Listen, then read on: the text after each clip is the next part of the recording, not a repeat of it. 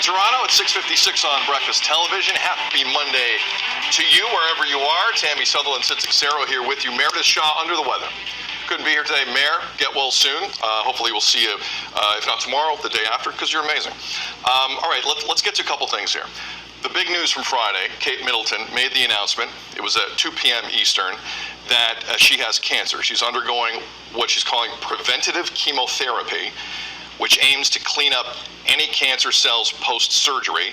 She went in for surgery initially January the 17th. We were told by Buckingham Palace it was abdominal related. There was also a line in that press release that this was not cancer related. But as any of us knows here who has had cancer touch our lives, cancer doesn't care what the initial diagnosis is. That demon will arrive and you can't do a thing about it. Obviously, my heart sank like everyone else here, Tam. I wish her nothing but the best. She's a mom, she's got kids. I have no appetite in relitigating the PR on this from Buckingham Palace, the public relations, the communications, the comms. I said what I said, I'm gonna leave it.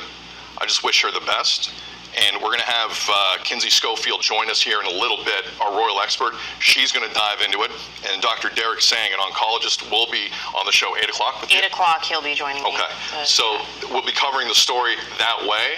But that was my just initial feelings on it. Tam, what about you? I was shocked like everyone else. And then, it started to fall into place where it made sense. She's not saying anything because, as she said in that video that was released, she has young children to think about, and whether or not it was something that she shared with the children right away, or if it was something that they were waiting to see how this preventative chemotherapy went, and then they decided to share with the kids. They just kind of wanted to keep it private, which is completely understandable. I feel horrible for her, her family, for all her loved ones. And I also feel bad that, even for myself, like looking at the memes and the social media on this, all the conspiracy theories, and, it just made me feel awful. I thought, my goodness, and I said it even last week, this was like a social experiment on how we live with social media. It kind of played out real time for us. And I feel horrible that there was a moment, even with me, and with many rational people, had a bit of skepticism about why she wasn't showing up in the public when she said she wouldn't be until after Easter. And we'll see whether or not that is something that will happen after Easter. I wish her and her family all the best, sincerely. I'm with you 100%. Yeah. So again, we're going to cover this story a lot over the next couple hours here on Breakfast Television. I can assure you of that. Switching gears, closer to home, obviously, the Gardiner Expressway is going to be a big story going forward. Stephanie Henry is going to be very busy showing us that depressing visual of the eastbound lane just locked up. Steph, good morning. However, before we get to all that, let's talk about your event from the weekend. How did it go? Yeah, it went really, really well. I was so excited to finally have the first ever Chiautano Car Clinic, and I was so blown out of the water just by the sheer impact of it and the women that came out to learn. The room was filled, and my heart is full, and just to hear people cheering each other on when they were changing tires and taking off lug nuts, it was incredible to actually witness. And I feel like a lot of people definitely had a lot of impact from it. One woman even coming up to me in tears, saying she has a government job, and look at her team, they're so sweet. Thank you coming up for the support.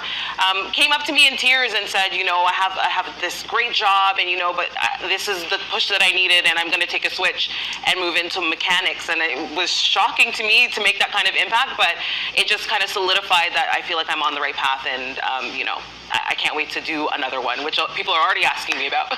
People were asking about it the moment I arrived, which was like 2 hours into it. People were like, I wonder if she's going to have another one, because it was so well done. Speaking of tears, I was tearing up just thinking about the work that you put into this and how proud that we all are of you, because it came off flawless. Sid, it was incredible. I learned things that we were talking about through the weekend. I've never ever seen a jack in my life, and now I know where to put it on a car. So thank you, Steph, for putting that together. I think it was such a brilliant idea, and all of your hard work paid off, and it showed. It was incredible. You did amazing. Thank you so much, and thank you to the team here for, of course, letting me showcase it, and for coming out to to support it, and all of the people who've reached out so far asking me about the next one and wanting to come out again. So I can't wait to do it again. Probably going to do another one this year, so stay tuned for that. Of course, follow Shiana No LTV, and you'll find out that. Well, get ready now, Steph. People want it and demand it. So now it's going to be an every 3-month thing because you've done such an amazing job. Thank you as so always. much, Sid. All right, Steph's going to be again with us all morning as she always is, but this morning specifically, the gardener. It looks weird already. I'm going to be honest with you. It's a strange sight. Get used to that for the next 3 years. A busy morning. Tam, good to see you. Good to see you. It's 7:01. You're watching BT.